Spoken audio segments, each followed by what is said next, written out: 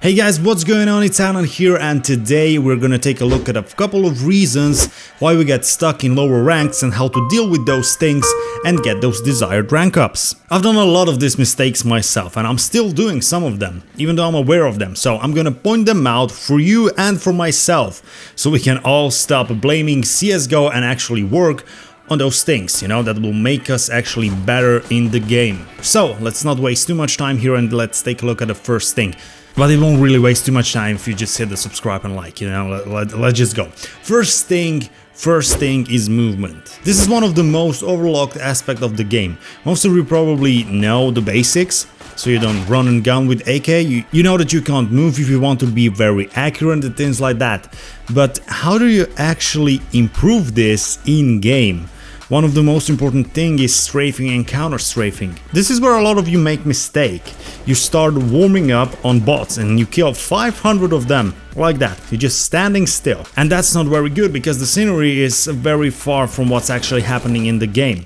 You're standing still and the enemy standing still, you're not gonna encounter that in the game. So, counter-strafing and why? When you're moving in CSGO and you let go of the key, let's say you're moving to the right and you let go of the D key, you don't stop immediately, you are still moving for a split second. You are slowing down, so to say. And if you fire a bullet in that time frame, when you are still slowing down, you are not gonna be accurate. So you can either wait to come to a full stop, which would be a good tactic for staying in silver, or you can counter strafe, meaning I'm holding down D, I'm moving right, and now to stop as fast as possible, I let go of the D and quickly hit A. So I come to a standstill much faster and now I'm more accurate with my first bullet. It's exactly as this sounds, it's counter-strafing, you counter the movement, so you stop quicker. Second thing, aiming. Most common mistake is crosshair placement. If you are aiming at the floor, there is a whole bunch of work to do in order to get that headshot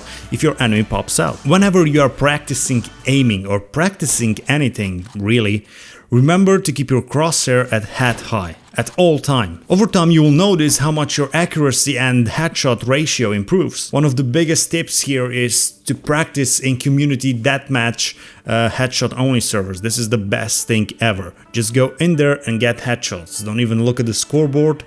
From the start you will be dying all the time, but you'll be thanking me later, because your aiming will improve a lot. Third point, solo queuing. I know how frustrating people can be. It's ridiculous what you can meet in CSGO. But there is also a lot of people that are nice as well, and you should be one of them. If you meet someone nice on your team, make sure to add them and ask if they want to play. Over time you will build a group of people. And the best thing is you will have fun playing with them even if you lose.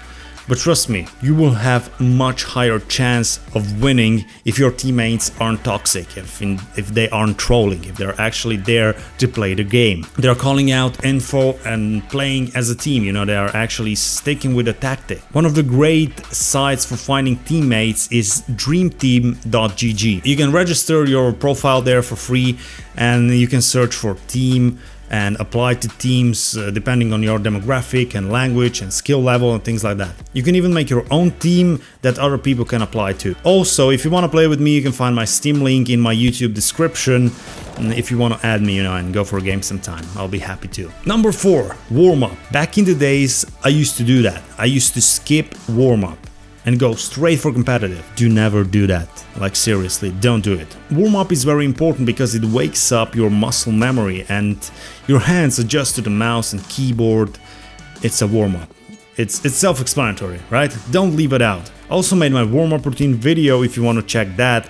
I will link it somewhere right now, but also there'll be a new version coming soon. And that brings us to the fifth thing, which is very, very, very important, guys.